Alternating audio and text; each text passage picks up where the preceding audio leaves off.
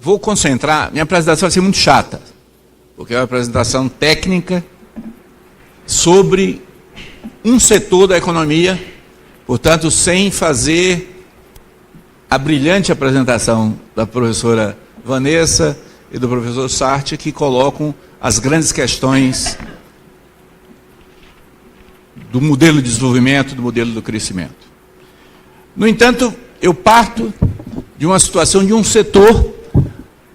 Se houve um setor que nós fizemos reformas estruturais, foi o setor de petróleo e gás. Nós fizemos uma profunda transformação do setor de petróleo e gás, porque nós tínhamos frente a nós uma enorme e rara oportunidade histórica que foi a descoberta do pré-sal. Nós tínhamos um entendimento expresso tanto pela professora Vanessa como pelo professor Sartre, de que o risco de aumentar as importações, no momento em que você poderia vir a aumentar as exportações, criando, portanto, uma situação conhecida como doença holandesa, era muito grave no país, e nós tínhamos que aproveitar essa oportunidade da descoberta do pré-sal para criar uma indústria fornecedora de bens e serviços do setor de petróleo, para viabilizar a expansão do emprego e a renda no Brasil e não a importação desses bens e serviços de outros países.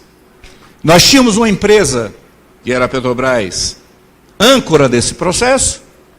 Nós modificamos a atuação do BNDES, da Caixa Econômica Federal, focando políticas setoriais específicas para o setor de fornecedores da área de petróleo e gás, e a ideia que nós tínhamos, portanto, dado o volume de investimentos, que era gigantesco, previsto nessa época, eram investimentos na faixa de 40 a 50 bilhões de dólares por ano, esses investimentos estavam associados à geração e à sustentação de cerca de 1 milhão de postos de trabalho por ano.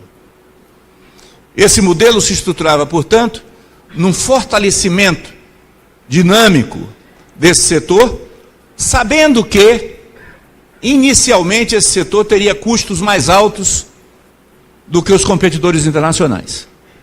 Mas isso é conhecido na literatura econômica de desenvolvimento há muito tempo, desde o tempo do List, lá no século passado, no século retrasado, aliás.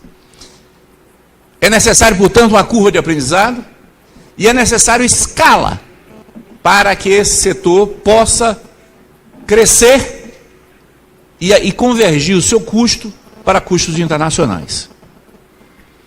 Esse modelo, portanto, pressupunha uma intervenção do Estado importante e partia do pressuposto de que esse recurso natural, ele não era simetricamente distribuído no mundo e, portanto, o país que tinha aquele recurso era um país que teria condições de atrair, dado o seu volume, atrair novos investimentos para criar capacidade e criar tecnologias dentro do país. E assim foi feito na área de petróleo, particularmente na área de petróleo em águas profundas, e particularmente no pré-sal brasileiro, se implantaram laboratórios, centros de pesquisa, e o desenvolvimento científico, que, como disse o Sartre, se concentra nos países avançados, na área de petróleo, se deslocou para o Brasil. A UFRJ é um dos beneficiários desse processo, com um cluster importante de laboratórios de pesquisa e de centros de investigação sobre o setor. Este modelo está desmontado. Este modelo está rapidamente se desestruturado.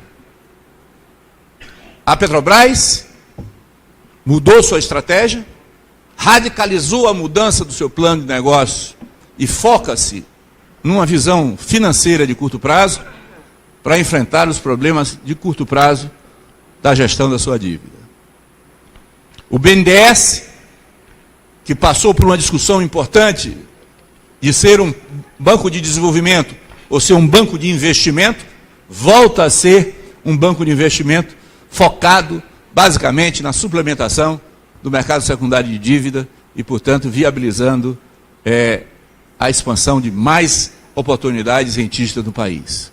A Caixa Econômica também se reorienta e diminui o crédito direto a produtores e, portanto, você tem uma crise econômica profunda, que no estado de São Paulo, de domingo, anuncia uma perda de 600 mil postos de trabalho na área de petróleo e gás nos últimos 3 anos. Porque, em cima disso, a Lava Jato destrói a indústria brasileira, a Lava Jato desmonta a engenharia brasileira. Então, nós estamos com as grandes empresas de engenharia, com avanços tecnológicos importantes acumulados nessas empresas, desmontadas, sem capacidade de enfrentar os novos desafios da continuidade do crescimento. Mas, em cima de tudo isso, nós tivemos uma outra mudança específica do setor, que é o que eu quero abordar nessa apresentação. Nós temos pelo menos 4 políticas, neste momento, em transformação profunda no Brasil. Nós estamos mudando a política de produção, exploração e produção no Brasil. Existe um grupo de trabalho criado pelo CNPE, que é o Conselho Nacional de Política Energética, em discussão nesse momento, que vai propor mudanças radicais na concepção do que significa produção e exploração de petróleo no Brasil. Nós temos uma mudança profunda num programa de política de conteúdo nacional, política de conteúdo local, através do programa que o governo criou, chamado de PEDEFOR, que muda essencialmente o conceito da política de conteúdo nacional. Nós estamos fazendo mudanças radicais da estrutura do mercado de gás no Brasil, com a saída da Petrobras da distribuição, com a venda da Petrobras dos terminais e das termoelétricas, e com a venda da Petrobras do controle dos gasodutos. E nós temos uma mudança profunda em elaboração sobre a política de refino no Brasil. Então, as 4 políticas referentes ao setor de petróleo e gás estão passando por profundas transformações, e é o que eu quero abordar nessa apresentação. Vamos começar pela política de exploração e produção.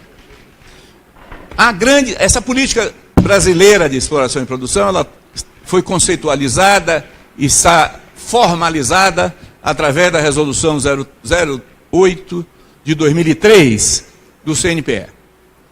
Essa política era uma política essencialmente voltada para garantir a expansão da produção de petróleo e acumulação de reservas no Brasil, de forma a garantir a autossuficiência do petróleo no Brasil, ampliando a participação dos fornecedores nacionais, desenvolvendo tecnologia estruturada em torno da Petrobras como uma empresa estatal importante no setor. A nova política proposta muda radicalmente essa concepção. De um lado, tira completamente da resolução específica para a exploração e produção qualquer referência a conteúdo nacional.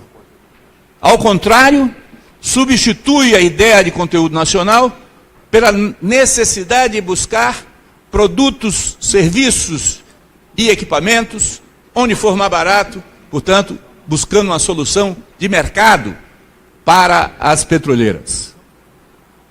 Em segundo lugar, o objetivo da nova política apresentada é essencialmente uma política de diversificação dos atores, ampliando a presença de empresas internacionais na exploração do petróleo, ampliando a presença de empresas internacionais na produção do petróleo, reduzindo e focando a atividade da Petrobras exclusivamente na produção dos recursos que já estão sob o controle da empresa. Provavelmente reduzindo a atividade exploratória em geral, concentrando, no entanto, essa atividade de exploração apenas no pré-sal brasileiro. Então, a Petrobras, do ponto de vista da exploração e produção, tende a ser uma empresa muito menor, com uma competição muito maior, aberta às áreas internacionais e, portanto, com uma entrega de novas áreas exploratórias, particularmente no pré-sal brasileiro, para as empresas internacionais. Aí vale a pena um pouco uma análise das necessidades internacionais de nova produção de petróleo. O mundo hoje vive uma certa abundância na produção de petróleo em relação à demanda mundial de petróleo. No entanto, olhando prospectivamente, essa situação tende a diminuir. O volume de investimentos contraídos nos últimos 3 anos irá inevitavelmente reduzir a produção de petróleo nos próximos 3, 4 anos.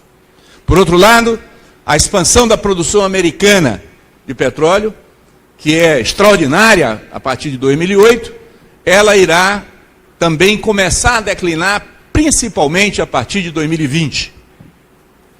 Nesse sentido, novas áreas para entrar na produção são fundamentais para atender a demanda mundial, que só para repor a produção corrente vai precisar de 7 a 8% da produção atual, que é de 96 milhões de barris por dia.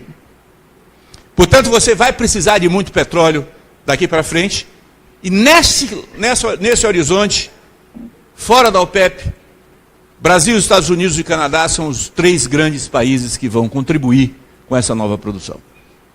Sendo que no Brasil, o custo de produção é muito baixo, e no Brasil não tem os problemas ambientais que a produção do Canadá tem. Nesse sentido, o Brasil é a joia da coroa. Portanto, acelerar a produção é uma necessidade de atendimento dos mercados internacionais. Como nós não temos previsão alguma de expansão do refino para os próximos 5 anos, isso significa, portanto, que todo o crescimento previsto na nova política econômica, a nova política para o setor de petróleo e gás, significa aumentar as exportações de petróleo cru, e aumentar nessa exportação de petróleo cru, viabilizando, portanto, o atendimento dessas necessidades internacionais.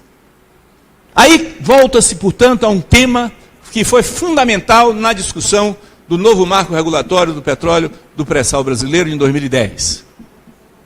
A legislação brasileira é muito clara ao dizer que o ritmo de novas áreas exploratórias no Brasil deveria levar em conta a capacidade da indústria brasileira de fornecedores, a capacidade da indústria brasileira de suprimento de equipamentos, ser capaz de atender a demanda. Portanto, o que determinaria a velocidade dos novos leilões deveria ser a capacidade da indústria brasileira de prover plataformas, sistemas submersos, sondas, sistemas de superfície, para viabilizar a expansão da indústria brasileira, partindo do pressuposto que é uma indústria nascente, que é uma indústria infante, e necessário, portanto, de um tempo para a sua curva de aprendizado. Hoje nós estamos vivendo o inverso. Nós estamos vivendo uma aceleração dos leilões previstos. A previsão do atual governo é fazer 4 leilões de áreas novas em 2017. Sendo um agora em junho para as áreas unitizáveis e um grande leilão de novas áreas do pré-sal para novembro desse ano. Esta aceleração não tem nenhum sentido para o Brasil.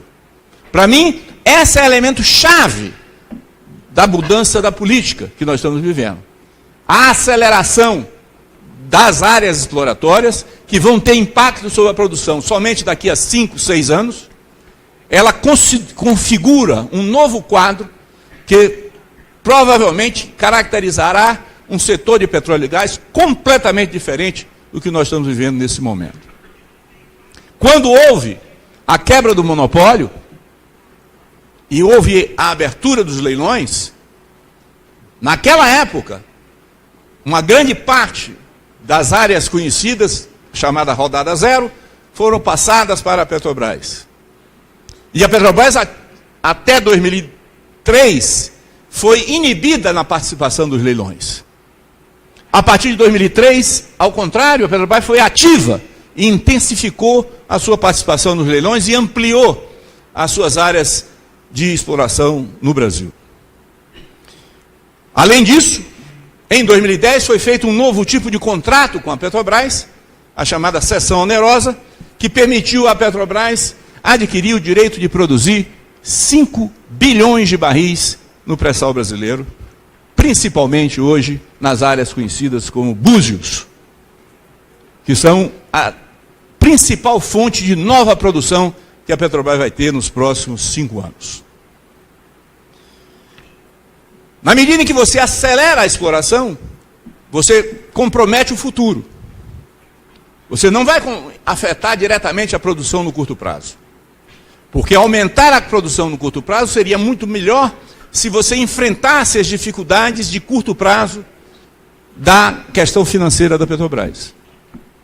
Porque a questão da Petrobras financeira é uma questão essencialmente de curto prazo. É 2017, 18, 19. Se ela passa por esse período, ela retoma a capacidade de investimentos e ela, portanto, retoma a capacidade de investir e tomar o papel fundamental no setor de petróleo e gás.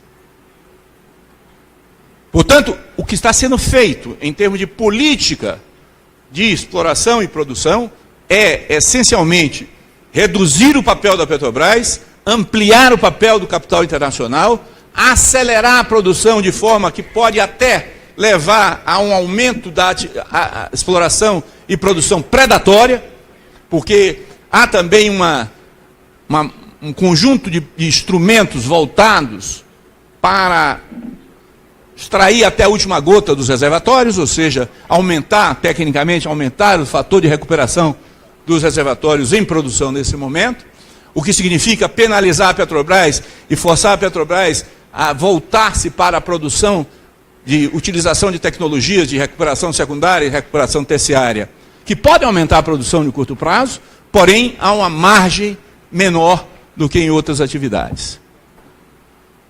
Então, tudo que leva a crer, o que o governo está propondo é, essencialmente, acelerar a produção atraindo novos capitais, e isso tem a ver também com um objetivo de curto prazo míope, que é o objetivo fiscalista de arrecadação com os leilões do pré-sal brasileiro.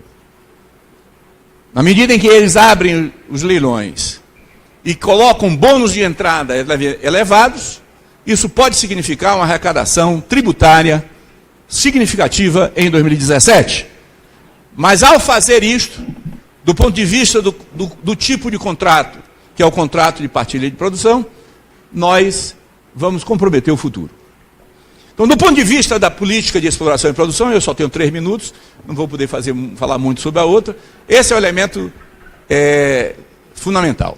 Mas eu acho que há uma outra mudança muito importante que está ocorrendo na política de conteúdo local, que se expressou esta semana, que passou na audiência pública sobre o perdão das exigências de conteúdo local no campo de Libra. Ao fazer esse waiver, que é o perdão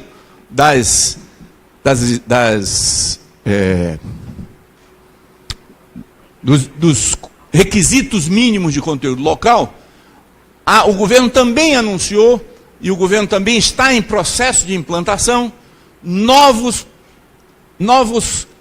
níveis de conteúdo local. Hoje, a partir da 7ª rodada de leilões, o conteúdo local é feito através de uma planilha de 90 itens, com subitens, em que você tem conteúdo local por 90 itens. Eu acho que isso é um pouco exagerado. Nós poderíamos reduzir esse número de itens e subitens, porque isso acaba atrapalhando substancialmente a tecnologia que vai ser usada, porque esses compromissos são assumidos antes do contrato. Esse compromisso antes do contrato são compromissos que você não tem conhecimento ainda das condições geológicas e geofísicas e geoquímicas do reservatório, e você, sem conhecimento detalhado disso, você definir detalhes é um pouco complicado e com certeza isso vai ter problemas. Mas ao não fazer esse detalhamento nesse nível, não significa abandonar o requisito mínimo do conteúdo nacional, como era feito até 2003. Antes da 4ª rodada, até a 4ª rodada, o conteúdo nacional, que é essencialmente a exigência de fornecedores nacionais para o setor de petróleo e gás era uma decisão voluntária das petroleiras.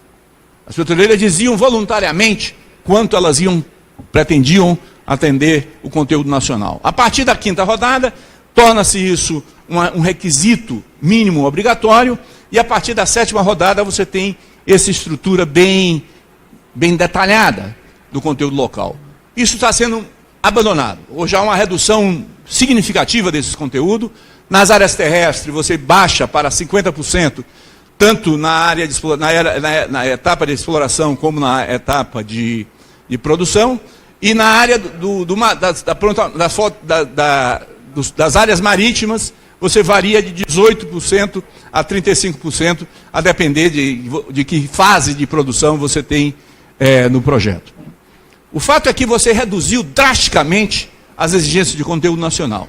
Mas, além disso, se introduz no conceito da política de conteúdo nacional a ideia de que você tem que substituir a punição, você tem que substituir o enforcement, o reforço da política e dos conteúdos mínimos por políticas de incentivos para que as empresas voluntariamente possam ampliar a sua utilização de fornecedores brasileiros.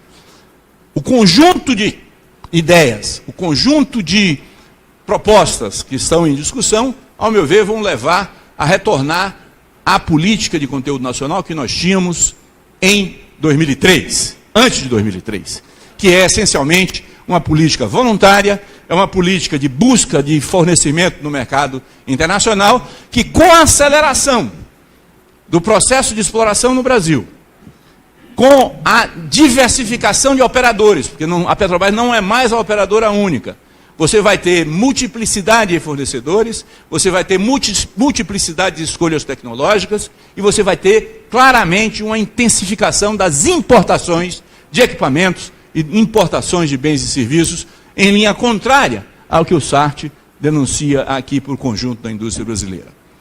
Nesse momento, portanto, eu acho que nós estamos vivendo uma situação de mudança muito séria, muito profunda, de novo, num retorno ao que nós tínhamos pré-2003. Qual é a variável-chave que precisamos atuar no curto prazo? É a velocidade dos leilões do pré-sal brasileiro. Qual é o segundo elemento institucional que nós temos que atuar no curto prazo? É valorizar e ampliar a política de recuperação do setor de petróleo e gás no Brasil, que está desmontado nesse momento. Portanto, nós temos que ter uma política alternativa ao que esse governo está apresentando. Mas a decisão é essencialmente política. Não há como justificar somente, tecnicamente, essa discussão. E essa decisão política, nesse momento, é de aprofundar e acelerar o desmonte do que foi feito. Muito obrigado.